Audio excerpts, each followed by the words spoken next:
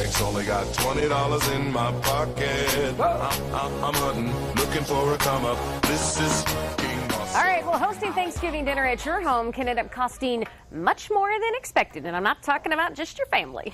Graff is the home economist and is here to tell us some last-minute ways to save this Thanksgiving. Welcome, Brett. Thank you. So there are ways to save around Thanksgiving? Absolutely. Yeah. You know what? You really want to be flexible with your recipes. Yeah. Right. You want to go to the supermarket with your smartphone and base your recipes around the produce that's on sale. You know how produce works? It's really interesting. The best produce is always the cheapest. It's a supply and demand thing. The harvest, when like a harvest is big and bountiful and fresh, there's a lot of it, a big supply. Everybody wants to unload it, and prices drop. Actually, the more expensive stuff is like the stuff you'd pick over. So yeah, I didn't think about it like that before. Yeah, it's a supply and demand thing. Like right now, sweet potatoes. Right. So if the harvest is great and fresh and the sweet potatoes are abundant, they'll be cheaper. Okay. And if they're not, then they'll be more expensive. Okay. Now, a lot of us though are committed to say our grandmother's green bean casserole or a certain broccoli dish. Right.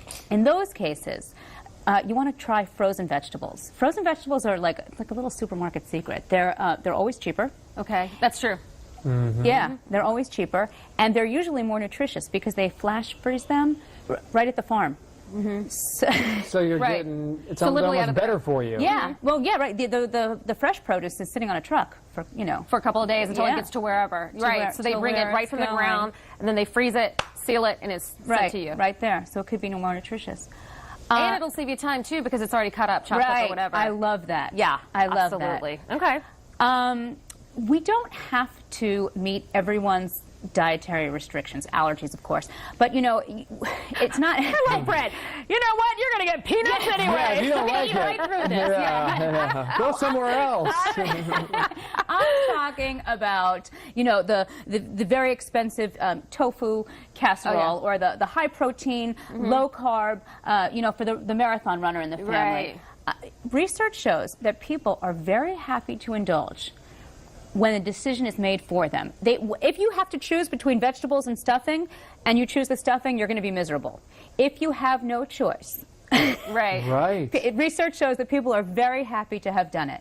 Okay. So the message here is don't think you have to have something for everybody. Exactly, and that gets so expensive. I mean, especially if you're having a lot of people and you're worried about Aunt Carol and Uncle. You know, it's just do what you're going to do. Can eat. Right.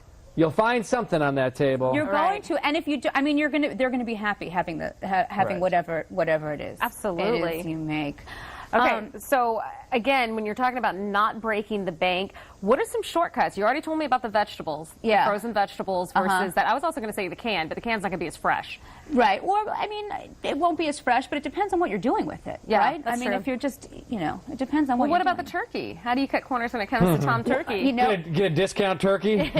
well, actually, we're in luck.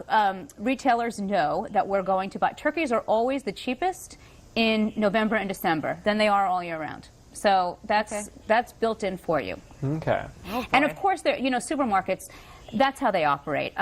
They want to get you in the store. So if you and they know you're going to center the meal around the turkey, so they keep their turkey prices low in hopes you're also in hopes you're also going to buy everything else at the store.